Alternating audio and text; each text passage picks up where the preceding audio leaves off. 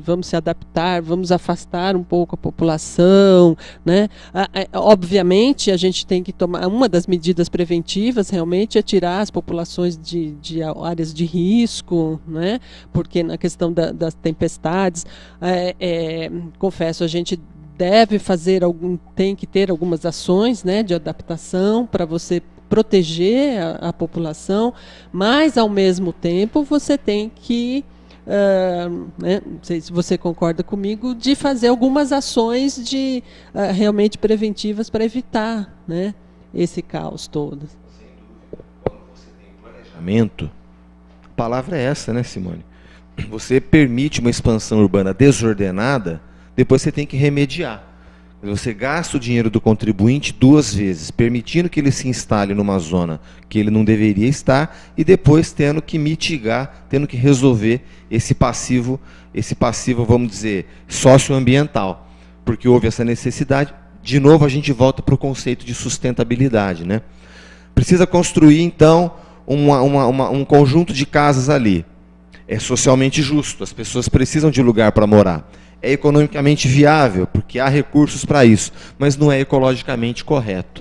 Então você não pode destruir a natureza para resolver um problema. Vereador, Agora, ponto. É complexo, mas quando você considera o tripé, você avança um pouco mais devagar, mas sem destruir a vida, sem destruir o meio ambiente. Nós temos, em área de recarga do aquífero Guarani, grandes empresas instaladas. E nada foi feito. E essa denúncia vem de anos e anos. Com o Ministério Público envolvido, né, atuando, e nada. Nós temos ali a Lagoa do Dito Cabrito, que é ali, num lugar periférico, que ninguém dá mínima bola. Nós perdemos 2 nascentes ali. Fora o cheiro. Né? E fora o esgoto que vai. É uma questão de gestão mesmo. Então, né? quer dizer, então nós não conseguimos cuidar do nosso quintal. Nós não conseguimos cuidar do nosso quintal. Uma prefeitura que arrecada 2,5 bilhões de reais por ano. Sério, é um problema muito sério. Olha, eu estive com o professor Gilberto Abreu na cidade de Extrema. Lá tem um trabalho espetacular. Para preservação de nascente? Vai lá ver, é exemplo para o Brasil. Isso faz 5 anos. Ribeirão Preto não saiu do papel. De novo, não é mais um problema científico. Não, é um problema político. As soluções estão diante de nós. Isso que eu chamo de antiética, porque é mesmo. Eu vou só dar um dado para vocês. Se não fosse os rancheiros preservando as nascentes próximas ao Rio Pardo, aquilo já tinha acabado. Não, e sabe que é uma coisa interessante?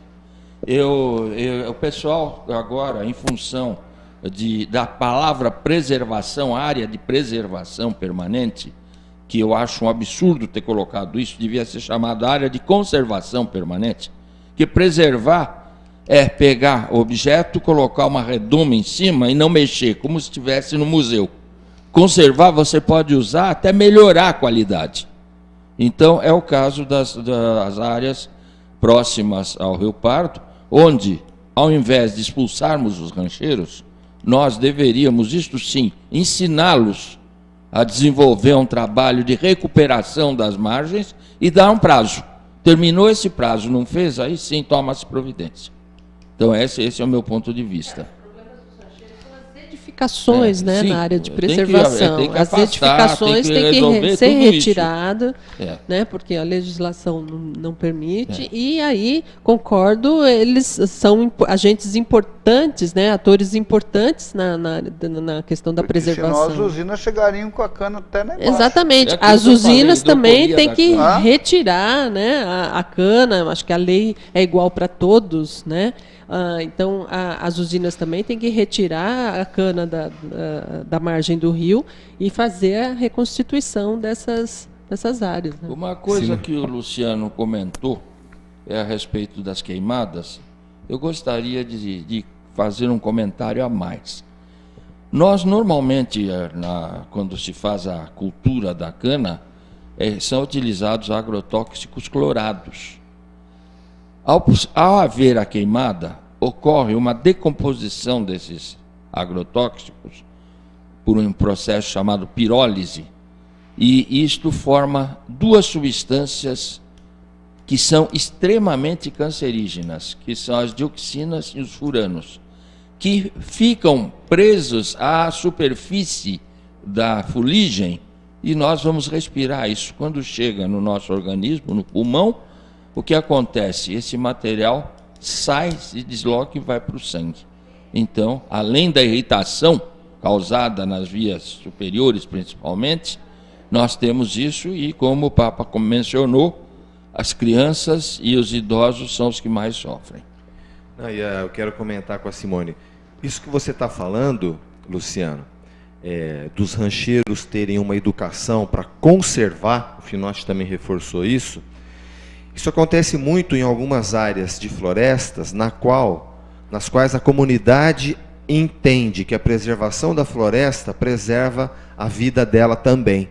Então ela faz uma exploração sustentável dos recursos daquela floresta. Ela não fica intocada, ela não fica intocável, mas ela está sendo usada. Porque é lícito, nós temos que lembrar disso. É lícito o ser humano usar os recursos naturais para a sua sobrevivência. Claro. É o típico exemplo disso. É lícito o ser humano usar os recursos naturais para a sua sobrevivência, para a produção das suas, do atendimento das suas necessidades.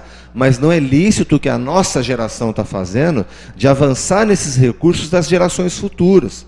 Nós estamos predando o meio ambiente num nível que a natureza não está dando conta de repor.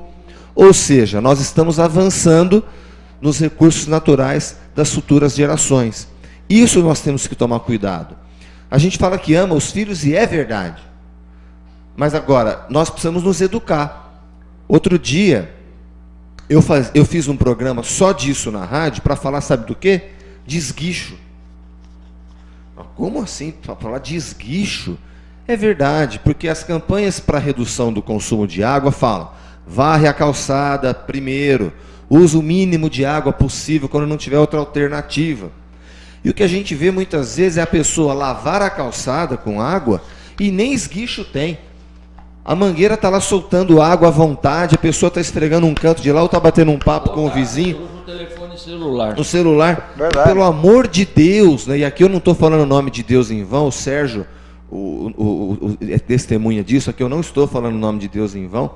Pelo amor de Deus, não é possível que diante de tanta seca que está tendo, pelo menos, meu querido, minha senhora, meu senhor, né, pelo menos o esguicho na ponta da mangueira, porque a hora que você não estiver usando, a água vai estar parada. Pelo menos isso.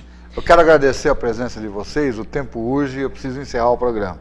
Muito obrigado pela participação de vocês, vamos voltar ao assunto e até o próximo ponto de encontro, se Deus quiser.